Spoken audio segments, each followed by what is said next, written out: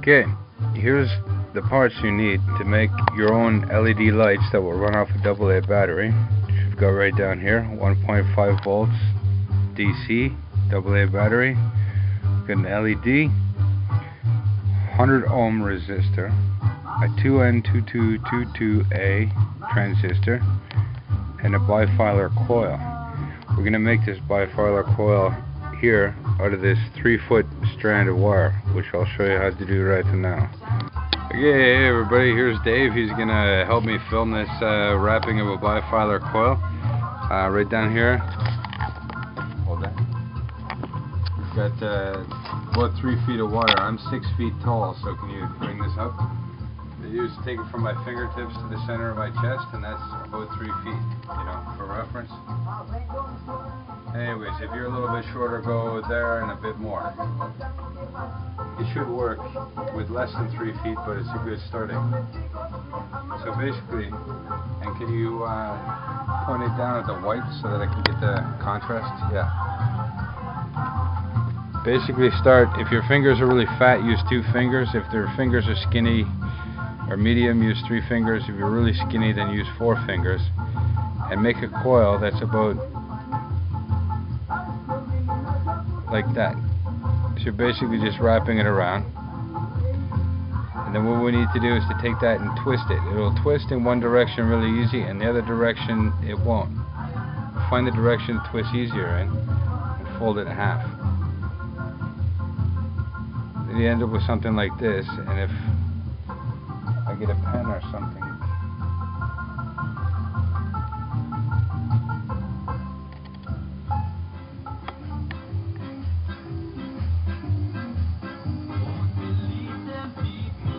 You can sort it out and then sort of form it so that there's a bit of a error core in the center here. Now we got ourselves a coil, okay, with 2 ends coming out. What we need to do is unwrap these ends. You've got to kind of approximate it, eh? The screen's half gone. So we end up with a white and a brown on this side, and here a white and a brown. So now what we've got is basically 2 wires that are wrapped into a coil and then twisted, and we're going to take a white and a brown and connect those together. I'll show you in a second, this will be clear. So now we can see we've got 1, 2, 3 leads. When we connect the copper and twist it together here, that's our center tap of this coil. This is one side of the coil and this is another side of the coil, and that's basically how to make a quick hack air core bifilar coil. Thanks, Dave. Okay, here goes nothing. It's actually something. A stupid saying. This is a basic jewel thief right here. Got a bifilar coil. Here's our center tap, which goes to positive using an NPN transistor. And then we've got 2 single leads coming out of the bifilar coil, one going through a resistor into the base, another one coming out into the positive of the LED and the collector of the transistor. The negative of the battery comes into the emitter of the NPN transistor, and the negative of the battery also comes into the negative of the LED. Now let's see if we can draw this out with the actual components. There's the battery, there's the bifilar coil, there's a 100 ohm resistor, there's the PNP2N2222A transistor, and the LED. The positive on this side and the negative on that. Let's start from the battery. We'll take the positive and we'll connect the lead to the center tap of the bifilar coil. Out of one of the sides, doesn't matter which, we'll connect one end of the resistor and the other end of the resistor goes into the base. This is the 2N22, the base is in the middle. You can figure out where the collector and the emitter is. The emitter is closer to the tab. There's a little tab on the side here. You can see that. So now let's take a look here. We got from the positive of the battery into the center tap, which is what we did here, and we got the one side coming out the resistor into the base, which is what we've done here. Now if we come back here, we got another side here, which is going to go into the collector and the positive of the LED. So let's take that side of the coil and draw that down here. Going to draw a connection here and come over to the LED. So that's connected to the positive of the LED, and this is connected to the collector. Back down here we've got the emitter and the negative of the LED to deal with. So the negative of the LED comes down and over into the emitter and over and up into the negative. And you should have yourself light at this point. That's a basic Joule Thief. Now I'm going to show you how to put together on a breadboard.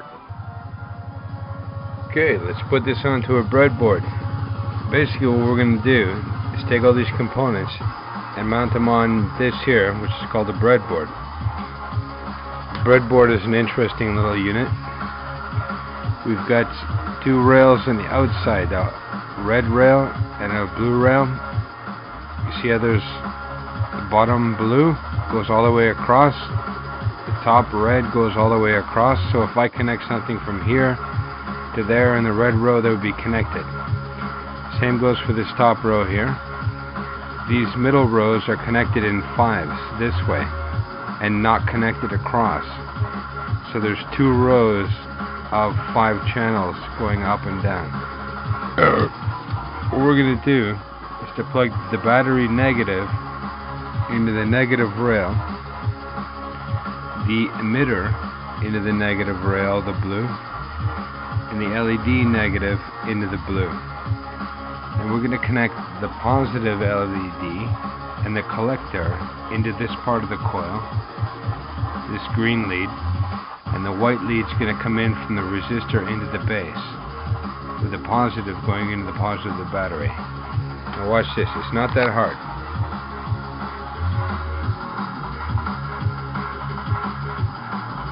There, I just connected the negative, put the positive here,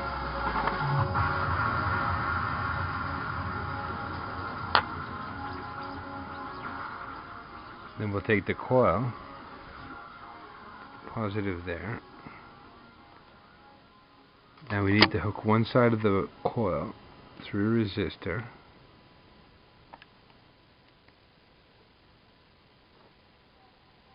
Kind of hard to see, but I put white there.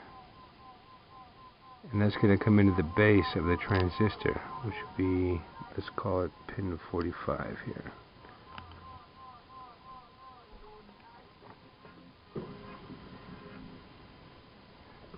There's the base. Need the emitter to be in the negative.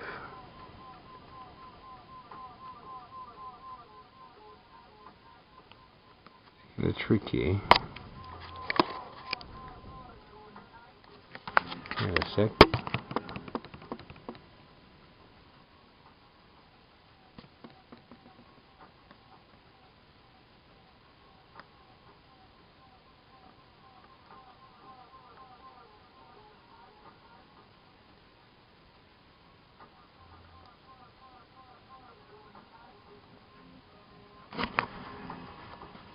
So now you see on the 2N22 there's a little tab here.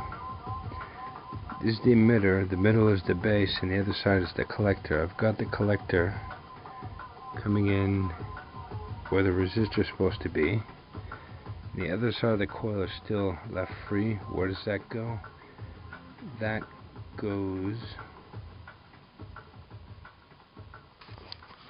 kind of hard to see it this way, but hang on. Do this by memory here. This is the base, that's the emitter, the collector goes to the other side. Okay, fair enough.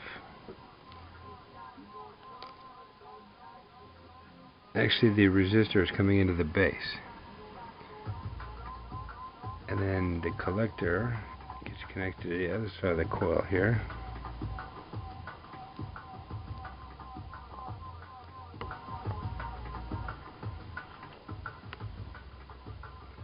the LED gets connected to that side of the coil, and the positive, and the negative the battery, and we should have light. Look at that. And that's fantastic bright. So there's your basic Joule Thief circuit. If I was to come back in here, I would draw a resistor in there to the base. This is our transistor, the collector, the emitter. Over here we have an LED, positive there, the negative here, the bifilar coil with one lead going into here and one lead going into here, the two leads, or the center tap, is right here, which comes into the positive of a AA battery, and the negative there. Center tap, and 100 ohm resistor over here into an LED. Oh, you got the basic circuit. Anyways, look at that. It's gorgeous, eh? If you put a potentiometer in between the resistor, you can control the... I thought I'd watch some videos of Peltier elements and things and see what other people had done with them, and I was a little disappointed, so I thought, well, why don't I show my refrigerator? So this is my Peltier unit refrigerator. It's about 100 watts, it's 4 cubic feet, and it's got 3 inches of foam insulation on all sides. It's a shallow chest design.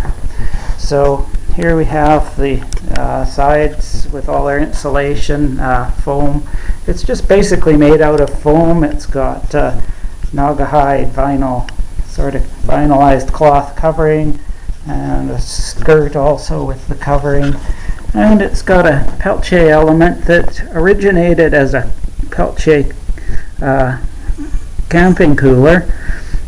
So I've got the heat sink from that and the fan from that, and a different Peltier module, which is drawing about 7 amps at 12 volts.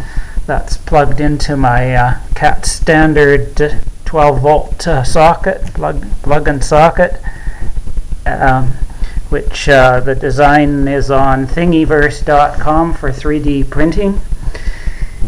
And the Peltier, so this is the warm side, the heat sink and the fan blow away the warmth, and an aluminum rod goes through into the inside of the fridge and into this covered tray of water and ice. And so what happens is it's frozen about half this water to ice over the course of the day and the evening, because it needs to work into the evening.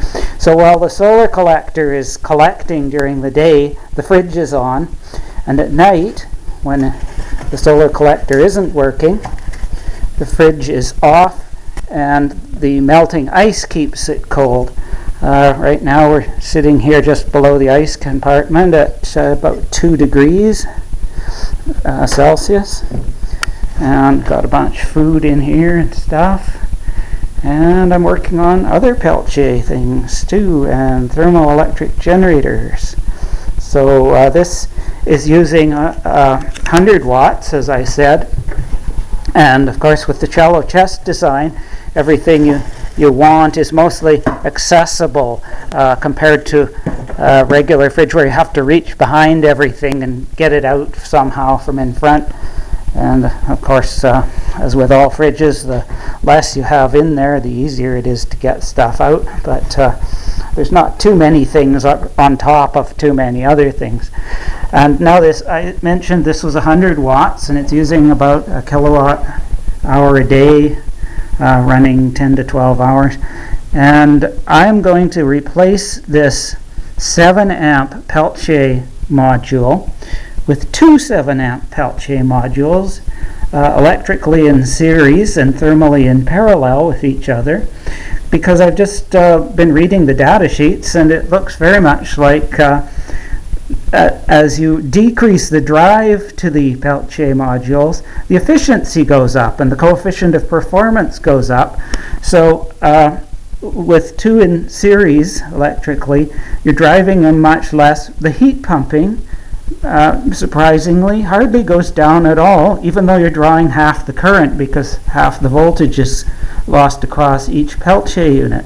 So drive it at 2/5 to 3/5 of its rated maximum instead of close to its maximum, and you get much more efficiency. So I expect when I put the two units in series here that I'll get virtually the same cooling with half the electrical current being drawn, 3.5 amps from my poor solar collectors instead of 7 amps.